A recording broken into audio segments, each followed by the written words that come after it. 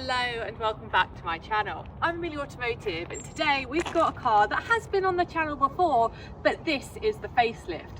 Now this is the Skoda Enyaq vRS, and about 2 years ago now this was my first ever electric car loan, and ever since then nothing has quite compared to it. So when they did the facelift I was like, I absolutely need to get my hands on this, and I asked for it in the same colour as well. So we'll go have a look around it, see what's changed, and then see if it's as good as I remember. So let's talk about what's changed first. So the major changes are at the front visually. So I'm a bit sad because we've now lost the sort of crystal face grille, which I really like, and if I remember I said that I liked it because it didn't necessarily look electric from the front. It definitely looks electric now, but it's still got loads of personality, and it's got this sort of light up effect here which we haven't really lost. Now this car feels like it has quite a lot of personality. I mean, when you walk towards the car and you've got the key, it sort of does a little light signature, which is like it's saying hello to you. And that is the thing with this car. A lot of electric cars nowadays feel quite soulless, but this feels like it just oozes personality, especially in this bright green colour. So we've got the Skoda written here, we don't have a Skoda badge, we've got the black accents, you can definitely tell it's a VRS. We've got VRS on the side, we've got the black mirrors, and then black all the way across, which looks really good. Let's go have a look at the back and then we'll look at inside it. Something else I really like about the car is that it opens, the boot opens for us on its own. That's quite good actually, it just opened because I was standing near it. I've got the key in my pocket, so let's do that again. Beep! Now this is the coupe and it looks very similar to the Ford to me. I think the biggest changes have been at the front. Now I personally prefer the SUV because I need that extra boot space, so I'll just show you guys the boot. So as this is a coupe, you get 570 litres of boot space with all of the seats up, and the SUV gets 585, so it's still a really decent sized boot. Now you can probably see here that we have had the dog in it, and we've got a Labrador, and he was fine, he just couldn't really sit up very well. He could sit up at the sort of top where it's not as sloped, but if you've got a smaller dog it's fine, but for me, like I said, I'd like the SUV, although this looks a lot sportier. Onto the interior, and this again is where a lot of the personality is. VRS, Skoda, they're very good with their interiors. This feels very sporty and also very premium. So we've got these sport seats here with the VRS logo. We've got the stitching and this sort of aerated sort of holy design, which I think looks really sporty. It's a mixture of synthetic sort of Alcantara and then leather seats, and they are actually massage as standard as well, which is really nice, and we've only just discovered that on the last day of having it, which is great. But yes, really like the colour of this. Then we've got the sort of Alcantara here with fake carbon fibre, which we had in the last one. We've got a 13-inch screen again and some storagey bits here. Now we have augmented reality head-up display, which actually, it sounds scary, but when you're driving it kind of just like gives you little bits of like guidance to show you that you might be like going across the lane or something. It's very subtle. It might show you that the gap in between the sort of car in front of you if it's worried, but I'll get into how it drives later on, but I have really enjoyed that feature. Everything's really easy to use. We've got the Canton sound system as well with 12 speakers, which is really nice. It sounds really good. We've got this massive panoramic sunroof, but it doesn't open, it is just one pane of glass, but it does seem to have sort of film in it, which makes it not too bright because you don't have anything to cover it otherwise. Overall, lovely in here. We'll go and I'll show you the back and how big the space is because we've had my niece and nephew in the back and they've enjoyed it. And we have a few simply Skoda things as well, which we all know that Skoda comes with, which is brilliant. The car is packed full of smart technology, including its Canton sound system, trained parking, and also, of course, head-up display. Now, it wouldn't be a Skoda without the simply clever details, like the umbrella in the door, removable glasses compartment, and also, of course, the iconic ice scraper, not forgetting some storage for the rear passengers. To the interior now, you can see that the design for the seats sort of continues in the back, and you've got this nice stripe. We've got plenty of room for a rear car seat, and the Simply Skoda, we have the built-in blinds, which I just think are so handy for everyday life. You can see the lovely sunroof. We've got heated seats in the back, and also the climate controls, and 2 USB-C chargers down here, and also some storage which you can remove here as well. We've got the cup holders here, which I haven't actually opened. Here you go. Oh, interesting. They feel a little bit cheap, I'm not going to lie. I was expecting them to kind of pull back automatically.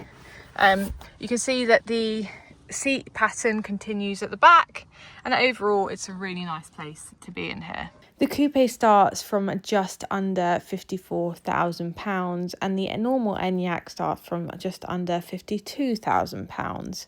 The cars come with a dual motor and an 84 kilowatt hour battery. The WLTP combined range is 3.8 miles per kilowatt hour, and we have a 347 mile range. We have rapid DC charging at speeds of up to 185 kilowatts. We've got an all-wheel drive and a really nice 340 PS with a 0 to 62 time in just 5.4 seconds. And this thing feels quick, but we'll get into that later. Top speed's 111 miles per hour, and in terms of upgrades, we've got sports chassis with lowered suspension and adaptive dynamic chassis control, which makes it a bit of a more responsive drive, as you can imagine, but we'll go for the all-important drive later. The drive mode include traction for slippery conditions with enhanced braking and also selectable driving sounds as well. On to the all-important drive, and I do apologise for the angle. My equipment is failing me today, so we've had no microphones, and we've also broken the car mount, so I apologise guys, but we'll make the best of it. It's a lovely car, so that's all that matters. Right, okay, so what is it like to drive? It is punchy, it's got loads of safety features, and I drive 4 hours every couple of times a week to my office, and for me this car has been absolutely brilliant. Safety features are brilliant. I mean, sometimes some cars have too many safety features, and things like when you're not paying attention or something, it beeps at you. That's the sort of thing I don't like. But things like the augmented head-up display, the fact that when you're driving it, if you're sort of like, if car knows, even if you're not in cruise control, if the car knows something's in front of you and it's braking, if you're not reacting in time, the car automatically starts to sort of brake for you, but in a very subtle way, and only if it's needed. So for me, the safety features in this, they're not overly beeping, they're not taking over your driving, but they are there, as they should be, to help you and there for your safety, which is what is fantastic about it. So the cruise control, and Volkswagen Group cruise control is definitely one of my favourites compared to a lot of the others.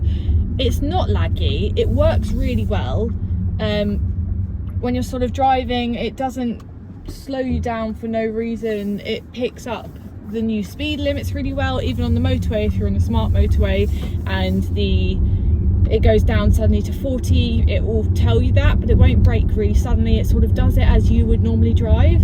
The lane assist is probably like the weakest lane assist I've been used to.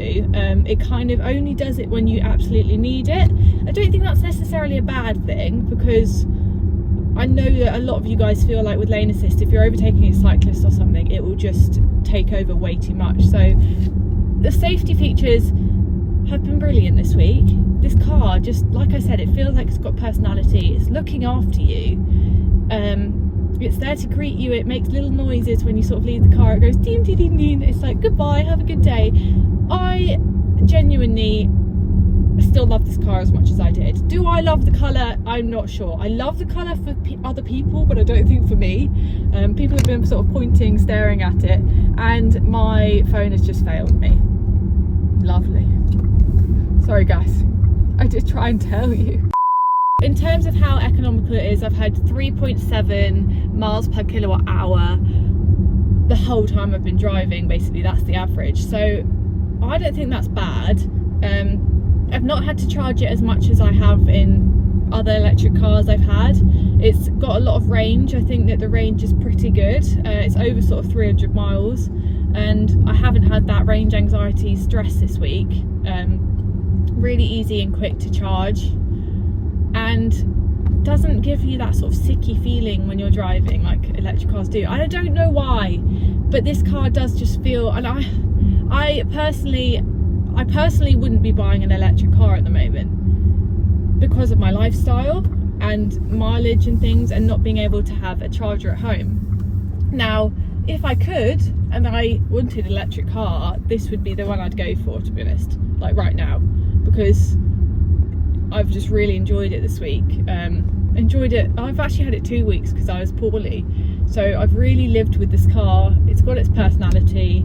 It's super practical, super quick as well. The 0 to 62 time has increased from the previous model, so we now have a 0 to 62 time in 5.4 seconds, and before we had 5.5. And again, with the sort of instant power you get with an electric car, definitely quick enough. Like, my niece and nephew, I was like, put your head back, and we sort of put the foot down, and they were like, oh my gosh, it's like a spaceship. They just think this is so cool. I mean, my nephew called it a Lamborghini, bless him. So it could, I mean, it's the bright colours, isn't it? So overall, fantastic car. Still love it just as much as I did. I think personally I did prefer the grille before, but again, it's just personal preference. I like sort of petrol cars mainly, so for me it looks more like it's a petrol car with the grille, but again, it just is complete personal preference, and they've updated it nicely. Final thoughts on the Skoda Enyaq vRS. Is it as good as I remember? Definitely. Now, I do miss that original grille, but I still think it looks really, really nice, and it just oozes personality. It's the little sounds as you get out of it. It feels like it's almost got, you know, like in cars, it's brought to life. It's really sweet. But all-rounder practicality, how does it drive? It drives really well. It's got the range. You don't have that range anxiety of some of the performance cars that have less range. Overall, great all-rounder. I would, for me personally, not go for the coupe just because I'd need more of the boot, but I think this does look better. Let me know what you think in the comments. Remember to like, comment and subscribe, and I'll see you guys in the next video. Bye.